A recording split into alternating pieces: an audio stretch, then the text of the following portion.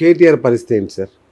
ఇప్పుడు కేటీఆర్ గారిది అంటే నాకు 2 రకాల టైమింగ్స్ ఉంది అంటే డేట్ కరెక్టే ఉంది, బట్ టైమింగ్స్ మాత్రం కొంచెం వేరియేషన్స్ ఉంది. బట్ ఆ రెండింటిని అనాలిసిస్ చేసుకొని అప్పుడు ఆయన పుట్టినటువంటి ఒక గ్రహ సంబంధించినటువంటి చూసుకుంటే ఏమవుతుందంటే వారి జాతకంలో శుక్రుడు ఒకడు, తర్వాత కుజుడు ఒకడు, రాహు ఒకడు, ఈ 3 గ్రహాలు బలహీనంగా ఉంటాయని.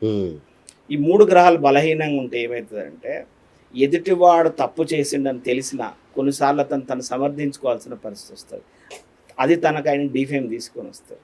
ఓకే, ఎదుటివాడు తప్పు చేసిండని తెలుసు కానీ కాపాడుకునే ప్రయత్నంలో వాళ్ళని సపోర్ట్ చేస్తూ వాళ్ళకే మళ్ళీ ఇది చేయడం వల్ల కూడా కొంత ఆయన డిఫేమ్ అయ్యేటువంటి అవకాశం ఉంటుంది.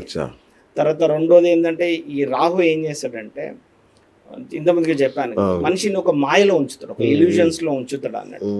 సో కాబట్టి తనను తానుగా కొంచెం ఆయన గ్రహస్థితి మార్పులు వచ్చి అట్లా కనుక వచ్చినట్టయితే డెఫినెట్లీ ప్రభావితం అవుతుంది.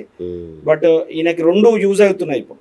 అంటే కేసీఆర్ గారి జాతకంలో బెటర్మెంట్ వస్తుంది, యాజ్ వెల్ యాజ్ కేటీఆర్ గారి జాతకంలో కూడా బెటర్మెంట్ వస్తుంది. ఇంకో అద్భుతమైన విషయం ఏంటంటే హరీష్ రావు గారి జాతకంలో బెటర్మెంట్. నెక్స్ట్ ఒకళ్ళకు బలం తోడవుతున్నారు.